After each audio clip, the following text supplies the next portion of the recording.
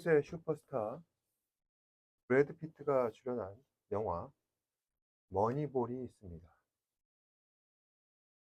이 영화는 한때 메이저리그에서 최하위 팀을 다퉜던 오클랜드 애슬레틱스가 환골탈태하여서 상위권의 팀으로 도약하는 실화를 그린 작품인데, 여기서 브래드 피트는 오클랜드 애틀레틱스의 단장 빌리빈으로서 출연하게 됩니다.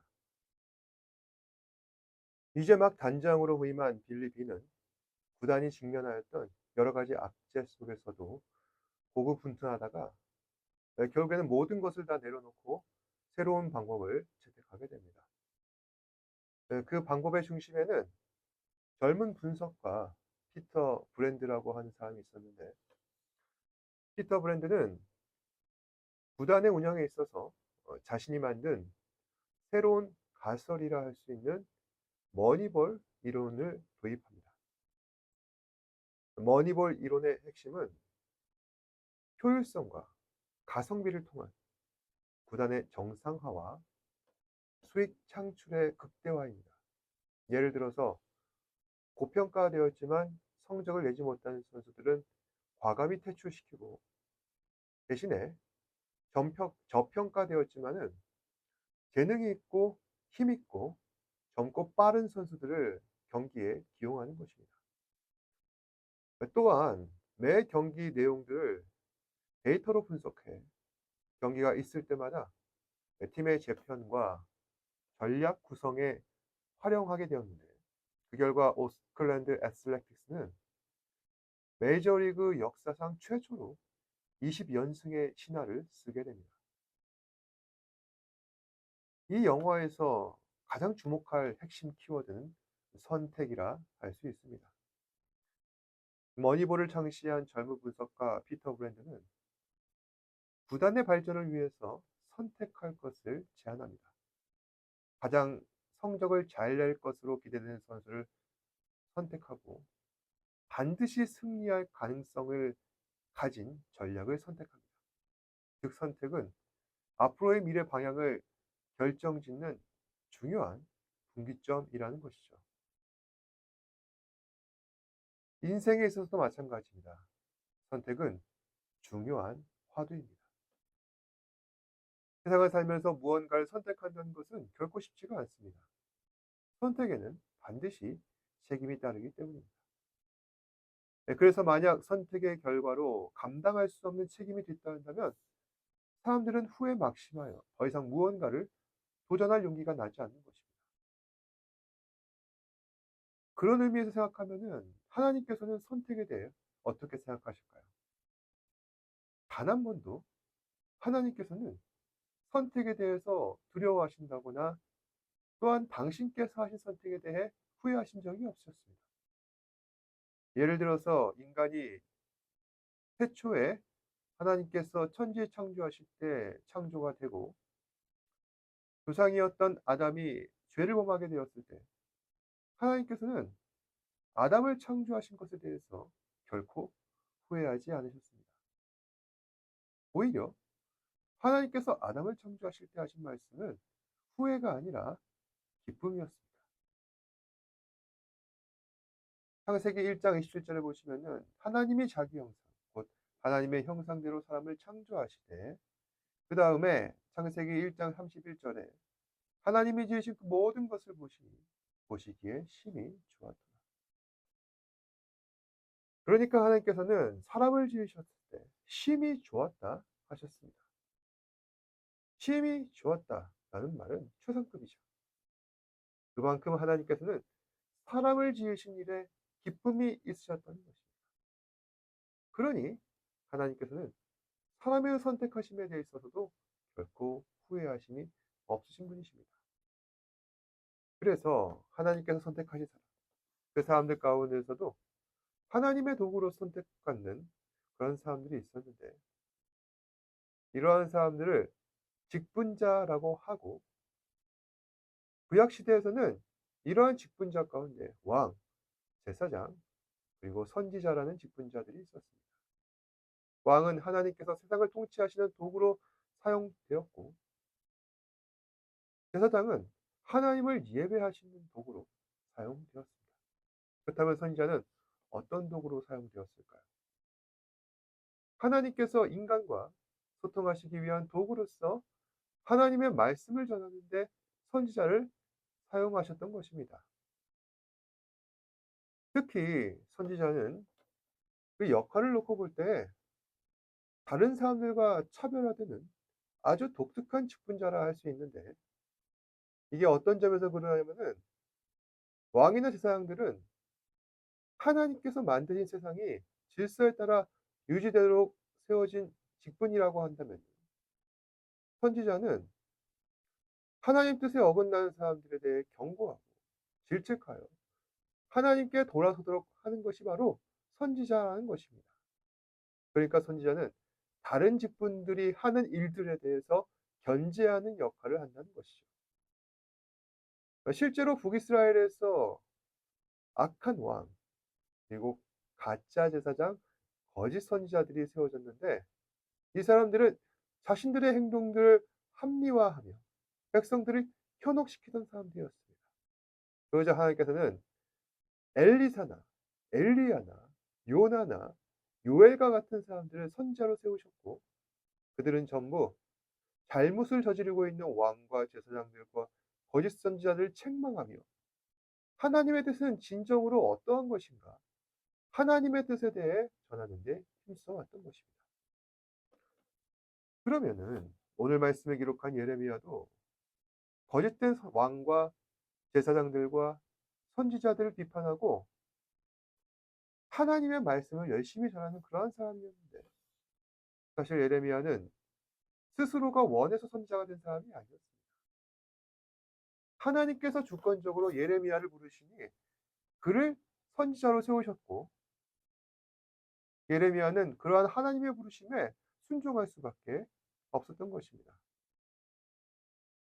그래서 먼저 예레미야서 1장 2절 3절 보시면은, 여기서는 예레미야에 대한 간략한 소리가 나왔는데, 2절에 아몬의 아들 유다 왕 요시야가 다스린 지 13년에 여호와의 말씀이 예레미야에게 임하였고, 요시야의 아들 유다의 왕 여호야김 시대부터 요시야의 아들 유다의 왕 시드기야의 11년 말까지 곧 5월에 예루살렘이 사로잡혀 가기까지 임하니라. 그러니까 예레미야는 남유다의 왕 요시야가 즉위했을 때의 그때 사람이었고, 요시야의 아들 여호야김과 요시야의 또 다른 아들 시드기야가 차례로 왕으로 즉위한 뒤에, 그렇게 시드기야가 남유다를 통치한 지 11년 만에 바벨론의 손으로 남유다가 멸망하게 되었고, 예레미야는 그렇게 나라 없는 백성으로 살면서 공허하고 슬픈 마음으로 살아가기까지 하나님의 말씀을 전하는 데 힘쓰던 사람이었다는 것입니다. 그러면은 앞서 말씀드렸듯이 예레미야가 선지자로 선택받은 과정, 그 상황엔 어떻게 묘사가 되었는가? 5절에서 6절 보시면은, 내가 너를 모태에 짓기 전에 너를 알았고, 내가 배에서 나오기 전에 너를 선별하였고, 너를 여러 나라의 선지자로 세웠노라 하시기로, 내가 이르되 슬프도소이다 주 여호와여 보소서, 나는 아니라 말할 줄을 알지 못하나이다. 그러니까 하나님께서 말씀하시길, 예레미야야, 나는 너를 선택하였어. 내가 너를 유다의 선지자로 세웠어. 그렇게 말씀하시자 예레미야가 어떤 반응을 보이죠? 예레미야는 자신이 선지자 선택한 것이 슬프다고 합니다. 그 이유는 무엇 때문이냐? 나는 말에 둔감하다는 그러한 얘기를 전하면서, 나는 이처럼 말을 잘 못하는 사람이기 때문에 하나님의 대변인과도 같은 그런 선지자를 한다는 것이 쉽지 않다는 것입니다. 근데 이것은 한마디로 완곡하게 하나님의 뜻을 거절하고 있는 것이죠. 왜 예레미야는 하나님의 명령을 거절한 것일까요? 8절에 보시면은, 너는 그들 때문에 두려워하지 말라. 내가 너와 함께하여 너를 구원하리라. 나 여호와의 말이니라. 그러니까 자신이 선지자로 할 수 없다는 그러한 이유로 예레미야는 내게 두려움이 있습니다 라며 이야기하는 것입니다. 그런데 여기서 예레미야는 대체 무엇을 두려워하는 것일까요? 6절에도 보시면은 주 여호와여 보소서 나는 아이라 말할 줄 알지 못하나이다. 그러니까 자신에 대해서 아이라고 합니다. 그러니까 난 아직 어리다. 경험도 부족하다. 사람들이 나를 뭘 보고서 내 말을 경청하겠느냐라는 것이죠. 그래서 생각해 보면요. 이 예레미야가 하는 이 말은 우리가 보통 신앙인들이라면은 흔히 하는 실수 가운데 하나를 보이고 있다는 것입니다. 그것은 바로 겸손과 교만을 혼동하는 것이죠. 여러분, 겸손이란 무엇입니까? 나는 얼마든지 할 수 있는데 나보다 더 나은 사람이 있기 때문에 그 사람에게 양보한다거나 아니면 자신보다 남을 더 좋게 평가해서 자기 자신을 내세우려 하지 않는 것. 그래서 내가 유익을 얻고자 하는 것이 아닌 그러한 경우가 바로 겸손이죠. 그렇다고 한다면 교만은 무엇입니까? 나도 할 수 있는데 굳이 내까지 해야 될까? 이런 게 교만입니다. 그렇다고 한다면 예레미야는 과연 어떤 경우에 해당합니까? 예레미야는 결론부터 말씀드리자면은 겸손한 사람입니다. 나중에 보면은 예레미야는 어떻게 되냐면은 이제 남유다가 개혁 정책으로 다시 옛날 못지않게 잘 나가는 시대가 있었습니다. 그러다가 나중에 남유다가 멸망하는 시드기야 왕까지 이르게 되는데 그 후에도 이 예레미야는 나라가 좋았을 때나 그리고 나라가 힘들 때나 항상 그 자리에서 선지자로서 해야 할 일을 계속 감당하는 것입니다. 그러니까 하나님 백성들의 잘 나갔을 때조차도 해야 할 소리, 쓴소리는 반드시 하고 그럼에도 너희는 회개해야 한다라는 말씀을 전하고 또 나라가 힘들었을 때도 너희는 하나님의 말씀을 들어야 한다. 경청해야 한다. 이처럼 그들에게 책망하고 회개하고 하나님 앞에 돌아오도록 하는 그런 말씀을 전합니다. 또 나라가 풍비박산 나서 예루살렘 성벽이 무너지고 그리고 그 허물은 성전을 볼 때 그는 눈물을 흘리며 통곡하기도 했습니다. 그러니까 이 모든 것을 볼 때 예레미야가 얼마나 진심인 사람이었는가, 충성된 종이었는가 그 점을 헤아릴 수 있죠.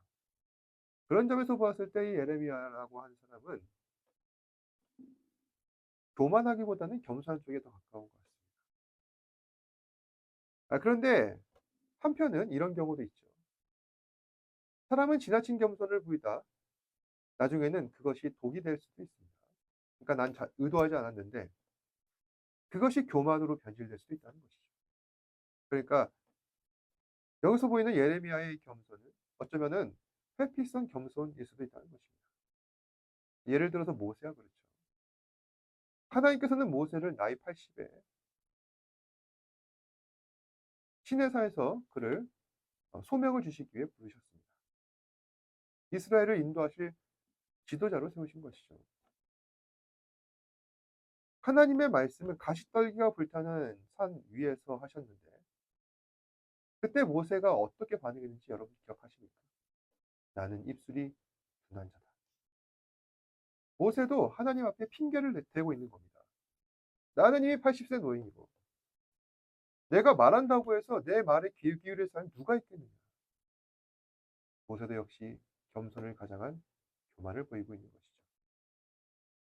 사실 하나님께서는 우리의 전인격을 사용하셔서 그 능력으로 하나님의 일을 하십니다. 그러니까 나의 힘으로 하시는 거 아니죠.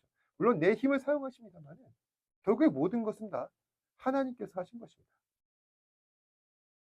그러니 하나님의 뜻을 따라 순종하는 가운데 이것 하나만 기억해야 한다는 것이죠. 내가 하나님께서 기뻐하실 만한 일을 하고 있는가. 그것을 우리 삶에 구체적으로 실현하고 있는가. 만약에 그런데도 말입니다. 내가 하나님께서 지명하신 길을 가야 하는데 그 길이 감당하기 힘들고 어렵다고 느껴질 때 어떻게 해야 합니까? 그때 우리는 하나님의 뜻은 어디에 있는가 진지하게 기도하고 뜻을 구해야 할 것입니다. 기도할 때는 답을 정해놓지 말고 기도의 흐름 속에 있는 그대로 자신을 맡기며 하나님께서 우리에게 주시는 여러 가지 사인들에 민감해야 합니다. 요새 내게 뭔가 들어오는 말씀들이 있는데 그 얘기가 자꾸 나에게 얘기 같다. 그거는 어쩌면은 하나님께서 그 말씀을 통하여 여러분 마음에 놓고 하시는 것과 같다고 볼 수도 있습니다. 그럴 때 여러분께서는 적극적으로 나아가셔야 하죠. 그래야 내가 감당할 수 없다고 생각했던 문제들을 비로소 감당할 능력이 갖춰지는 것입니다. 그리고 무엇보다도 우리가 붙잡아야 할 것은 예수 그리스도입니다. 예수님께서는 세상에 있는 그 어떤 누구보다도 정서적으로 우리와 동질감을 일치시키시는 분이십니다. 예수님께서는 어려셨을 때 가난한 목수의 아들로 자라셔서 가난한 자, 상처 입은 자, 연약한 자의 심정을 누구보다 잘 알고 계십니다. 그래서 사람들은 어떠한 사람들에 대한 거부감이 있죠. 나에 대해 아는 것이 전혀 없는 사람인데 괜히 아는 체하고 꼰대같이 이래라 저래라. 이런 사람들은 다 거부감을 느낍니다. 그런데 예수님은 다릅니다. 예수님께서는 강요 안 하십니다. 억지 부리지도 않으십니다. 있는 그대로, 존재 그 자체로 우리를 대하시고 우리의 선택을 이해하시고 또한 그 선택이 잘못된 길이라고 한다면은 그 방향으로 우리를 이끌어 가십니다. 사랑하는 여러분, 하나님께서는 우리를 이 시대의 복음을 전하는 일꾼으로 세워 주셨습니다. 그렇다고 한다면 여러분들도 이 예레미야 같은 선지자의 사명을 갖고 있는 사람들이 할 수 있죠. 그렇다고 한다면 지금 제가 드리는 말씀은 지금 당장이라도 전도지 하나라도 들고 밖에 나가서 노방전도하라는 얘기인가? 그것도 필요한 일이긴 합니다만 중요한 것은 무엇이냐? 우리 본저가 말씀을 제대로 알아야 한다는 것입니다. 내가 잘 알아야 다른 사람들한테도 복음을 잘 전할 수 있습니다. 그리고 무엇보다 중요한 거. 하나님께서는 여러분들을 믿음의 명문 가문으로 이끌어 주셔서 대부분은 어렸을 때 못된 신앙으로 자라온 사람들이 많습니다.